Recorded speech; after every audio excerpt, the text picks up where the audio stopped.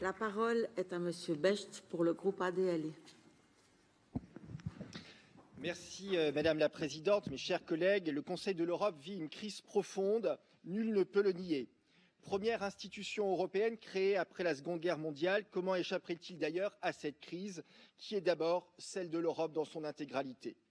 Après 2 guerres mondiales qui avaient décimé notre continent, nos aînés ont fait le pari fou d'unir leurs États autour d'un rêve puissant, celui de la paix et de la prospérité, et autour de valeurs fortes, héritées du siècle des Lumières, les droits de l'homme, la démocratie et l'état de droit.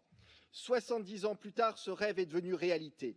Et c'est la raison pour laquelle, d'ailleurs, ce n'est plus un rêve, mais pour beaucoup de nos concitoyens, un simple acquis. Parallèlement, les institutions européennes, fortes de leur succès, sont souvent passées en mode gestion davantage qu'en mode projet. Aujourd'hui, elles gèrent trop le présent et ne construisent pas assez l'avenir. Cette Europe, très juridique, a bien sûr sa raison d'être, mais elle a perdu la force de ses idéaux.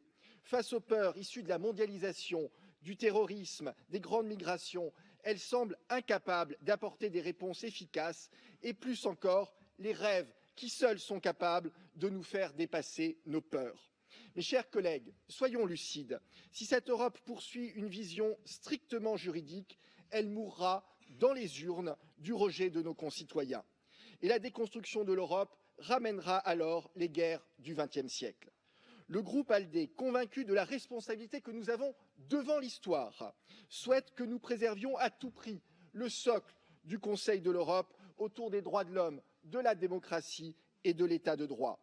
Mais nous voyons bien que pour garantir nos valeurs, il va falloir réveiller le rêve européen, c'est-à-dire motiver nos concitoyens, leur donner une nouvelle raison de croire en l'Europe. Et pour cela, il faut que l'Europe relève les défis qui vont intéresser les gens, voire les enthousiasmer au XXIe siècle. C'est pourquoi je vous propose, mes chers collègues, de travailler sans tarder à une réforme profonde de notre institution. Osons dépasser nos querelles par le haut. Osons imaginer les projets concrets qui uniront les États et les hommes. Osons des projets pour améliorer la santé, trouver les thérapies qui vaincront le cancer, offrir une vie débarrassée de la maladie.